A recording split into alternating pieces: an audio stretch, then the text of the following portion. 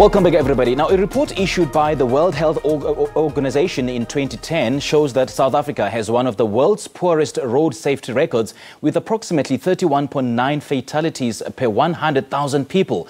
Well, for African countries, the average fatality rate is 24.1 fatalities per 100,000 people, and globally, the average is 18 fatalities per 100,000 people. Now, in South Africa, approximately 1 million road accidents are reported per year. Already, this festive season, close to 800,000 people lost their lives.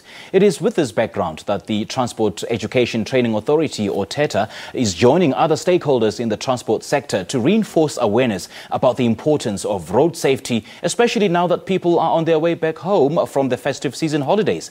And to tell us more, I'm joined by Simon Ndugwana, the Chief Finance Officer at Teta. Mr. Ndugwana, very good morning to you and welcome. Happy New Year. Thank you, Simpio. Thank you for the opportunity to come through and to raise this alertness on road safety. It's an absolute pleasure. First of all, I want to engage you more on what Teta is, the Transport Education Training Authority. What is its mandate, and what role does it play in educating the masses about road safety? Teta is one of the 21 SETAs that we have. We fall under the Department of Higher Education and Training, headed by Naledi Pando. We partner with the Department of Transport on different initiatives that we have as far as skills development in the transport sector. So we are part of the funding partners in the training of pilots, training of the maritime captains, artisan training in the transport sector. But over and above training for skills development, there is a need for us to conscientize our road users, both pedestrians as well as drivers, as far as safety on the road is concerned. Because, as one of our key accreditations that we have an accreditation on professional driving, which includes road safety as well. There's been so many campaigns about road safety. There's even the Arrive Alive campaign. So how different is yours from those campaigns?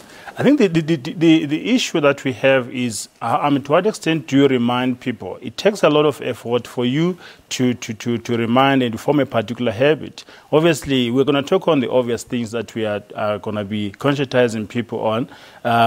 86% of the incidents that happen on the road, the accidents, they are caused by human error. And we are reminding them on simple things like fatigue. When you're driving a long distance, you need to take a lot of juices. It's one of those things that we are really going into. Please don't text and drive. It's quite shocking whenever you are seeing someone driving at 120, you're driving at 120, holding two, with two hands on your steering when somebody's doing 120 while he's texting and driving. That's the extent to which we are reminding people of the obvious things. Please be safe out there. Sort out your behaviors. No doubt. You're saying all the right things, and this is not something new. It's been preached over the years. But the road fatalities figures are still skyrocketing. What seems to be the problem? I think we appear to be taking things for granted. The good thing is we have information out there. If you can see how people are continuing to drink and drive. People drive they can drink even into the early hours of the morning. This is festive season, yes, big lead and everything, but there are options there. You can call in Uber and all these other service providers. Sorry to market this other company, but there are a lot of options in terms of after drinking that you can do instead of you going behind the steering wheel. So we are reminding people of the very same obvious things. And why are we always higher than average when it comes to road fatalities compared to the other countries in the world?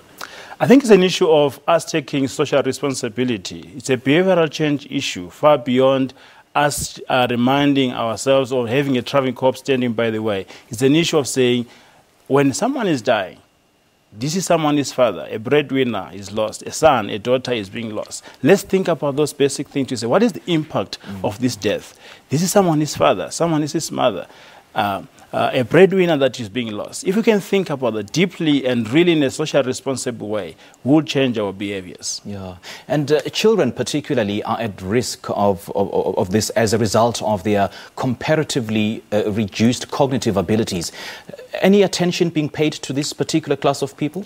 Far beyond the drivers as well as the pedestrians, we are focusing on schools. We have different partnerships that we have with different providers in the private sector and the public sector, where we are engaging with schools. We are talking through on this K53, almost at a school level, to say, out there, learners, as we are going out there, please be aware, these are the rules. Because most of the people, especially in rural areas, I mean, there's a lot of overinvestment in urban towns, but the people that are quite a challenge is when you move from rural to urban, you don't know the rules. We assume people know. So we are conscientizing even our learners in schools. Please be aware, these are the rules. This is how you cross the road. And human error is cited as the main cause of this scourge, yet people still do not want to adhere to the rules of the road. Definitely, as I said, Simpure, I mean, far beyond just doing it as a once-off incident. We just have to really continuously remind our users out there to say, please, these are the rules. I mean, the same way that you've got obvious products, even on energy drinks that are being advertised every day. Road safety should be conscientized on a frequent basis. Let it be ingrained in people that we need to be safe on our roads. Let's improve our behavior. There is life out there. One person lost is quite a lot lost to the economy and to the country and to a generation. Indeed. And speaking of economy, I mean, the Department of Transport estimates that every road death is costing South African economy 164 billion rand, which translates to 3.4% of the GDP, yet it escalates every year. Why? I think going back to the issue of how much is lost, a life is far beyond even the billions that are being stated there. I mean, there's a lot of innovation. There's a president that is lost there. There's a leader that is lost there. So it's an issue of, I mean, when we look at the impact of what we are doing, we'll stop to text and drive. Have your techniques worked so far in trying to get the message out there? We have engaged on road safety for the past 2 years.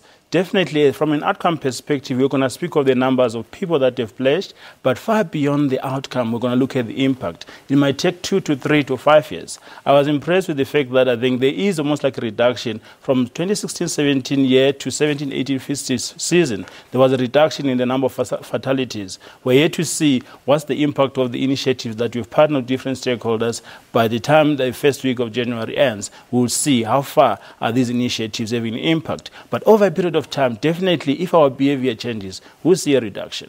Indeed, and we can say that we should always lower road deaths by all means possible, but nothing seems to be working. I mean, in some stretches of road, there is increased police visibility, but in some other stretches of road, there isn't.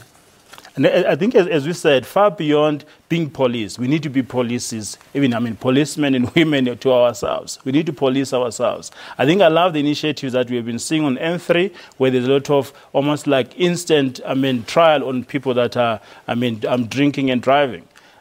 Of course, far beyond that, we need to be policemen to ourselves.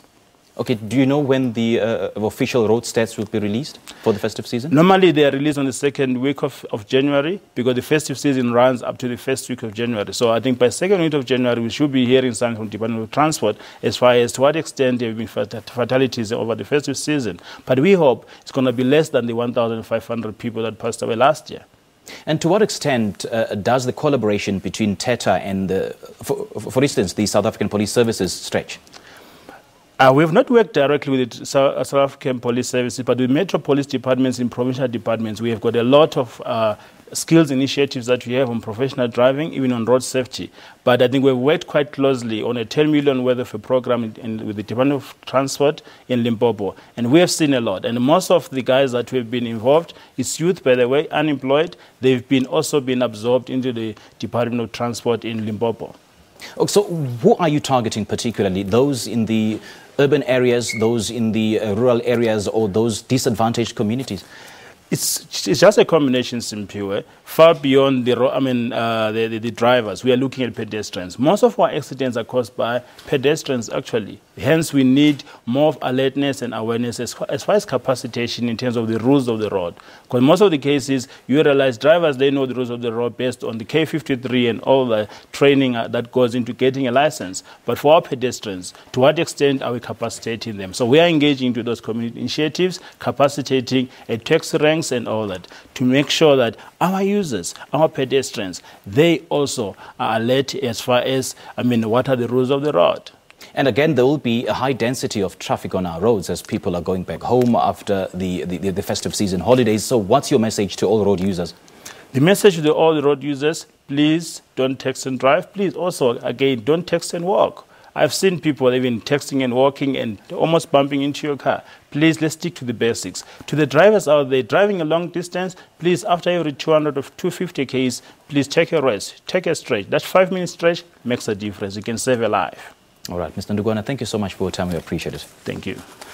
Well, many thanks to Simon Ndugwana, the Chief Financial Officer from the Transport Education Training Authority, Teta, talking to us about road safety and fatalities this festive season. All right, let's now take a short break. We'll be right back.